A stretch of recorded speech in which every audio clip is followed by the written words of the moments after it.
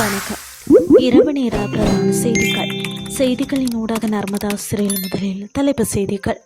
யாழில் கடற்தொழிலுக்கு சென்ற 4 கடற்தொழிலாளர்கள் மாயம். யாழில் பிறந்து 24 நாட்களேயான ஆண் குழந்தை உயிரிழப்பு. அணு ஆயுதங்கள் குறித்து ஈரான் ஜனாதிபதியின் பகிரங்க செய்தி.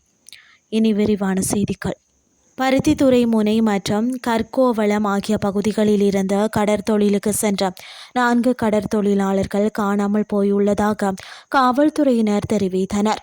நேற்று இரவு 11 மணியளவில் குறித்த கடற்தொழிலாளர்கள் 2 படகுகளில் கடலுக்கு சென்ற நிலையில் அவர்கள் கரைக்கு திரும்பவில்லை என தெரிவிக்கப்படுகின்றது.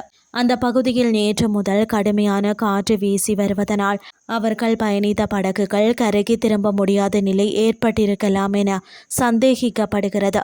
காணாமல் போன கடற்தொழிலாளர்களை தேடும் பணிகளில் பிரதேச கடற்தொழிலாளர்கள் ஈடுபட்டுள்ளனர். யாழில் பிறந்து 24 நாட்களே ஆன ஆண் குழந்தை நேற்றைய தினம் உயிரிழந்துள்ளது. பிரான்பற்று பண்டத்தரிப்பு பகுதியை சேர்ந்த லோகிதன் ரிராஜ் என்ற ஆண் குழந்தையை இவ்வாறு உயிரிழந்துள்ளது. குறித்த குழந்தைக்கு நேற்றிரவு காய்ச்சலுடன் வலிப்பு ஏற்பட்டது.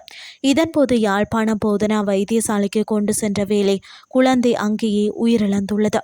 குழந்தையின் சடலம் மீதான மரண விசாரணைகளை திடீர் மரண விசாரணை அதிகாரி நமச்சிவாயம் பிரேம்குமார் மேற்கொண்டார். இனி வெளிநாட்டு செய்திகள். ஈரான் அணு ஆயுதங்களை தயாரிக்க முற்படவில்லை என்ற தனது சமீபத்திய உறுதிமொழிகளை ஈரான் ஜனாதிபதி மசூத் பெசக்கியன் மீண்டும் வலியுறுத்தியுள்ளார். இதன்போது பிராந்தியத்தில் நிலவும் ஸ்திரமின்மைக்கு இஸ்ரேலை குற்றம் சாட்டியுள்ளார். இது தொடர்பில் ஈரான் அரசுடன் தொடர்புடைய செய்தி நிறுவனம் வெளியிட்ட கருத்துக்களில் அமெரிக்காவுடனான தற்போதைய பேச்சுவார்த்தைகள் குறித்து குறிப்பிடுவது போல், நாங்கள் அவமானகரமான ராஜதந்திரத்தில் ஈடுபடுவதில்லை.